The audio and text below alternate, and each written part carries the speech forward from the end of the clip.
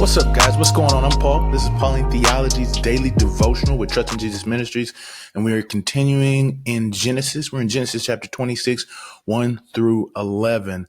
And we move from Jacob and Esau, and we go back to Isaac. We have a little episode with Isaac, and the episode is a repeat, man, like the title of the podcast, like Father, like Son, man. This is like Father, like Son in a lot of ways. So if you haven't checked it out, 26, 1 through 11, Genesis, read it, stop the tape, check it out, see what it has to say, then come back and we'll answer the 4 questions. And then we'll see how Isaac is mimicking the things of his father. So what does the scripture say? What is the author saying here? Well, it says that there's a big famine in the land, right? And so they take off. Isaac has to leave. It says he goes down to the place of Abimelech, king of Philistine. So one thing I just want to say, because time has passed, a whole lot of time has passed. And so you might ask the question, like, why is Abimelech, how is he still alive after like 80 years or 70 years or something like that, you know? And the answer is that this is not the same Abimelech. It's just a title name, or some think of it like that, is that many people want to claim Abimelech as the title, because we have a passage in Psalms that talks about during the time of King Abimelech, or of Abimelech, king of the Philistines, and it's during the time of David. So this is a common name attested for kings of the Philistines. And that could be the thing. It's like a title, but it could also be the name. Kind of like how there's like King George the First, King George the Second, King George the Third. It's just the same name. So just to dissuade some confusion as to how this same king, well, it's not the same king. It's just a guy with the same name. Anyway, it says he goes down there, and as he was there, it says he gets an appearance from the Lord, and Yahweh says to him, he says, don't go to Egypt. He's like, don't go down that way. Stay in this land. Or actually he says, stay in the land that I tell you to go to. And then he says, sojourn in this land, or dwell in this land, and I will be with you. Ooh, man. So I was doing some studying on I am, and I keep trying to think of Egypt, but in Exodus, whenever the Lord appears to Moses, his name, he gives him his name, right? And he says it's Ehwe. Well, here we have a thing of that is Ehwe, Inca, which means I will be with you. Or I've read and studied a little bit that when this appears, it could be the name of the Lord as he spoke it to Moses. Now, in Hebrew, there's a certain thing that it's called a non.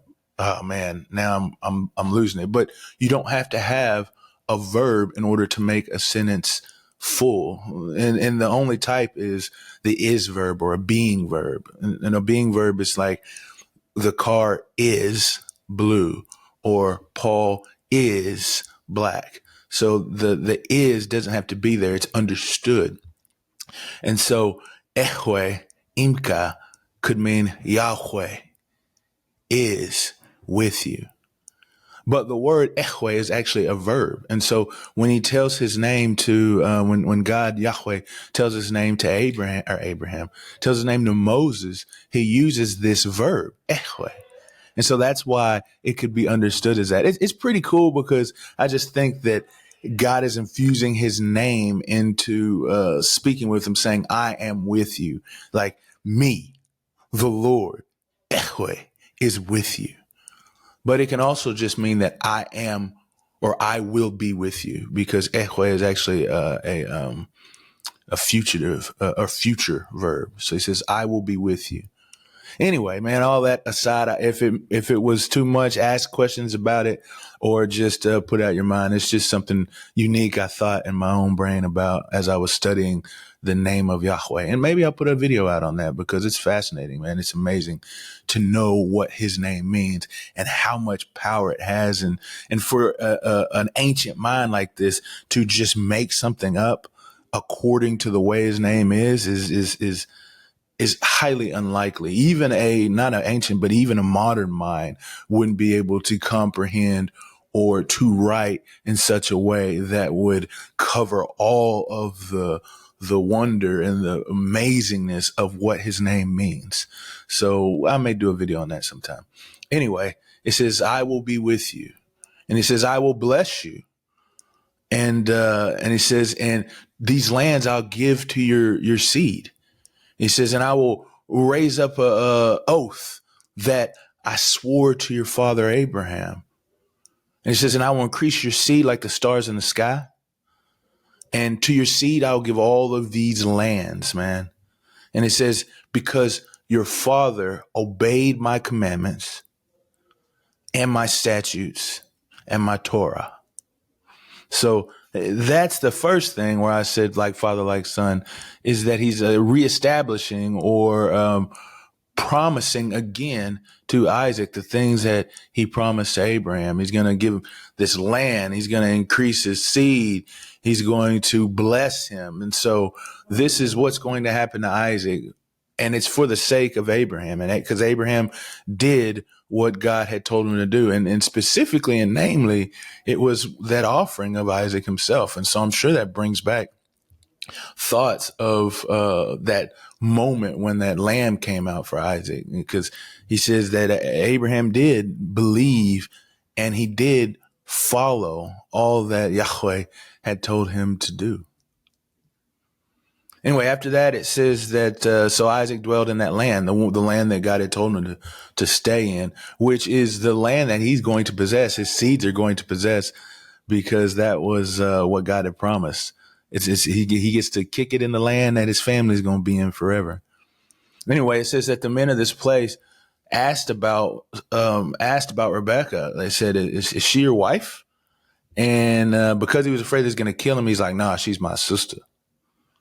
And so after a while passed, he had to stay in there. I guess the famine was so bad, but he had to stay there for a long time. And then it says that the king Abimelech looked out his window and he saw Isaac doing some uncouth or